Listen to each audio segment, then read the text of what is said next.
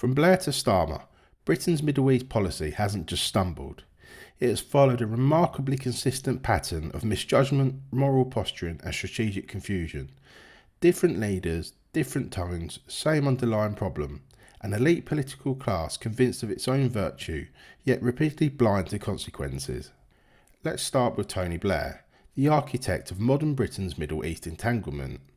Blair didn't just support the Iraq War, he championed it. He sold it to the British public as a moral necessity, wrapped in the language of humanitarian intervention and global responsibility. Saddam Hussein, we were told, possessed weapons of mass destruction. He didn't.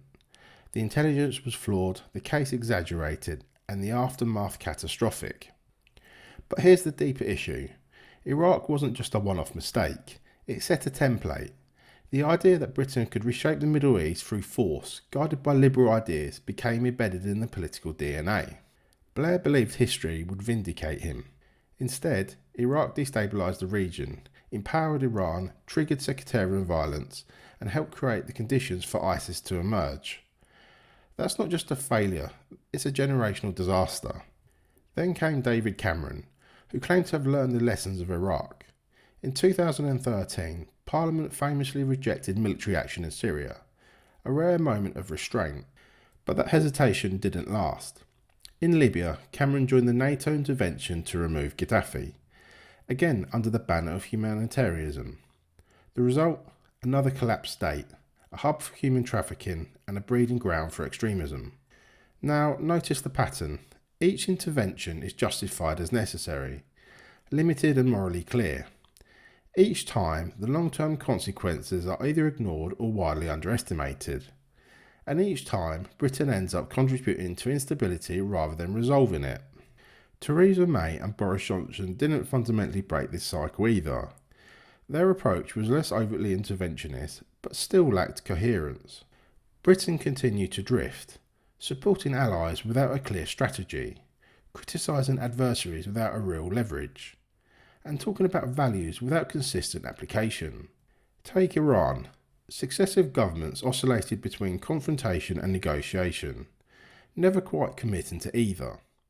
Or Saudi Arabia, condemned in speeches, yet supported in practice through arms sales and strategic partnerships.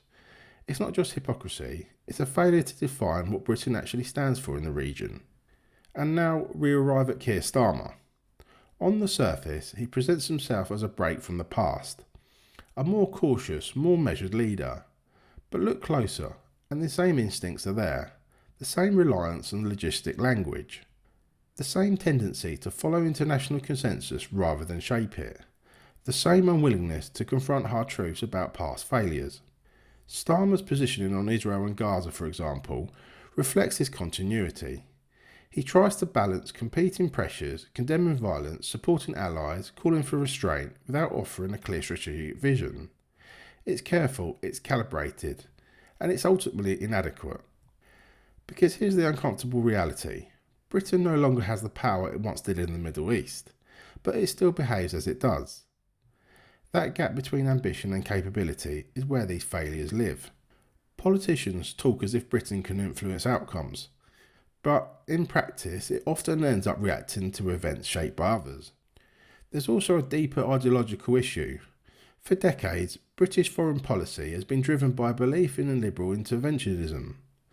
The idea that Western values can and should be exported, even imposed, to stabilise volatile regions. It sounds noble in practice, it has repeatedly backfired. What's missing is realism, not cynicism, not isolationism, but a clear-eyed understanding of limits. The Middle East is not a blank canvas for Western ideals. It's a complex region with deep historical, religious and political dynamics that cannot be reshaped by external force or wishful thinking. And yet, from Blair to Starmer, that lesson hasn't fully sunk in. The rhetoric changes, the tactics shift, but the underlying mindset remains stubbornly intact.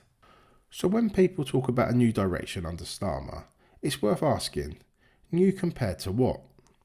Because if the past 2 decades have taught us anything, it's that continuity, not change, has been the defining feature of Britain's Middle East policy.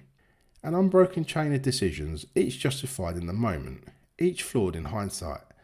and together form on a pattern that's hard to ignore.